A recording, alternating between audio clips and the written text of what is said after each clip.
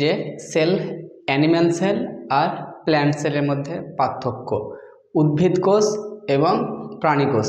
আমরা একটি গোল এই গোল সার্কেলের মধ্যে দুটো গোল সার্কেল করেছি, একটা হচ্ছে অ্যানিম্যাল সেল, একটা হচ্ছে প্ল্যান্ট সেল, আর দুটোর মধ্যে যেটা আছে সেটা মাঝখানটা লিখেছি।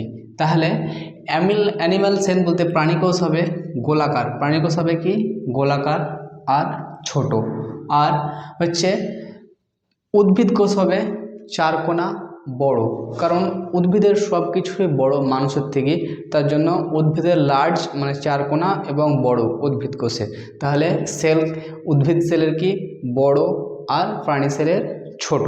এবার উদ্ভিদ সেলের বা প্রাণী সেলের প্রাণী সেলের ভ্যাকুয়ালস ছোট, যেমন প্রাণী সেলের ভ্যাকুয়ালস কি শরীরের জল, মানুষ যেরকম ছোট বা একটা মানুষ কত হবে খুব জোর 1 কুইন্টাল, আর একটা গাছ 10 কুইন্টাল 20 কুইন্টাল এরকম করে কি হয়েছে ওর শরীর বা ওর গাছের কি বডি, আর মানুষের বডি যেটা আমরা গাছের গদি বলি আমরা। তাহলে এত বড় গাছের কি হবে ভ্যাকুয়ালস তো বড় হয়ে থাকবে, কারণ গাছের তো জল দিয়ে তৈরি হয় সব কিছু, মানুষের শরীর জল দিয়ে তৈরি, গাছেরও শরীর জল দিয়ে তৈরি, তার জন্য গাছের ভ্যাকুয়াল বড় আর মানুষের ভ্যাকুয়াল ছোট। তাহলে মানুষের ভ্যাকুয়াল ছোট, গাছের ভ্যাকুয়াল বড়। তারপরে আসে যে সিলিয়া এবং ফেজিলা শুধু খালি প্রাণী কোষেই পাওয়া যায়, লাইসোজোম শুধু খালি প্রাণী কোষেই পাওয়া যায়, কিন্তু এগুলো কিন্তু উদ্ভিদ কোষে পাওয়া যায় না। সিলিয়া অ্যান্ড ফেজিলা উদ্ভিদ কোষে পাওয়া যায় না, লাইসোজোম প্রাণী কোষের কাজ। সিলিয়া অ্যান্ড ফেজিলা শুধুমাত্র প্রাণী কোষেই পাওয়া যায় এবং লাইসোজোম শুধুমাত্র প্রাণী কোষেই পাওয়া যায়, এগুলো কিন্তু উদ্ভিদ কোষে পাওয়া যায় না।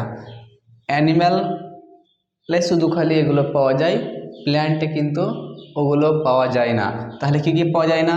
সিলিয়া অ্যান্ড ফেজিলা প্ল্যান্টে পাওয়া যায় না, লাইসোজোম প্ল্যান্টে পাওয়া যায় না। তাহলে কি হলো, অ্যানিম্যাল সেল হচ্ছে গোল ছোট, ভ্যাকুয়াল হচ্ছে ছোট, সিলিয়া অ্যান্ড ফেজিলা পাওয়া যায়, লাইসোজোম পাওয়া যায়। এবং প্ল্যান্ট সেলটা কি হচ্ছে লার্জ বড়, চারকোনা, ভ্যাকুয়াল বড়, আর উদ্ভিদ কোষে সেল ওয়েল পাওয়া যায়। কি পাওয়া যায়?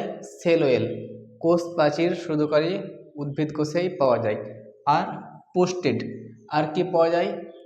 পোস্টেডকে আগের দিন বুঝিয়েছিলাম। পোস্টেড হচ্ছে 3 প্রকার, এক হচ্ছে ক্লোরোপ্লাস্ট, এক হচ্ছে লিউকোপ্লাস্ট আর ক্রোমোপ্লাস্ট, শুধু খালি উদ্ভিদ কোষেই পাওয়া যায়। তাহলে পোস্টেড কিসে পাওয়া যায়? উদ্ভিদ কোষেই পাওয়া যায়। একটা হচ্ছে 3 প্রকার, এক হচ্ছে কি ক্লোরোপ্লাস্ট, লিউকোপ্লাস্ট, ক্রোমোপ্লাস্ট। তো বিভিন্ন রকম কাজ করে, আগের ভিডিওতে বুঝিয়েছিলাম, তাহলে আমরা বুঝতে পারলাম। আর এবার আমরা দেখব যে দুটোতেই থাকে, উদ্ভিদেও থাকে প্রাণীতেও থাকে। তাহলে মাইটোকন্ড্রিয়া কিসে থাকে? প্রাণীতেও থাকে উদ্ভিদেও থাকে। রাইবোজোম প্রোটিন তৈরি করে কিসে? রাইবোজোম গাছেরও প্রোটিন তৈরি করে, মানুষেরও প্রোটিন তৈরি করে। এন্ডোপ্লাজমিক রেটিকিউলাম কি করে? শরীরের বিভিন্ন অঙ্গের যেরকম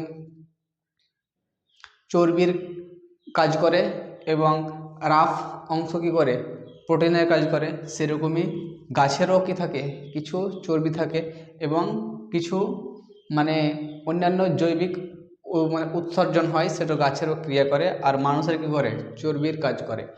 গলজি বডি কি করে? পরিবহন করে, গাছেরও পরিবহন করে, প্রাণীরও পরিবহন করে। নিউক্লিয়াস উদ্ভিদেরও থাকে প্রাণীরও থাকে, উদ্ভিদও থাকে প্রাণী থাকে।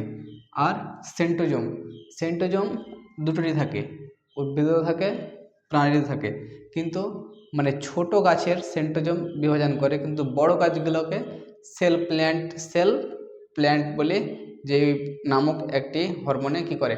বড় গাছের বিভাজন করে। তাহলে ছোট গাছগুলো কি করে?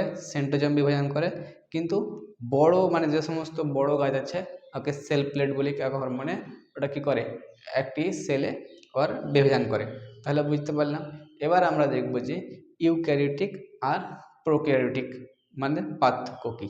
তাহলে আমরা এরকম বুঝতে পারলাম উদ্ভিদ কোষে কী কী থাকে, প্রাণী কোষে কী কী থাকে, দুটোতে কী কী থাকে। তাহলে এবার যদি পরীক্ষায়, যে কোনো পরীক্ষায় উদ্ভিদ কোষের প্রাণী কোষের পার্থক্য লেখো, তখন একটা এরকমভাবে একটা এরকমভাবে লিখে দিলে তখন হয়ে যাবে।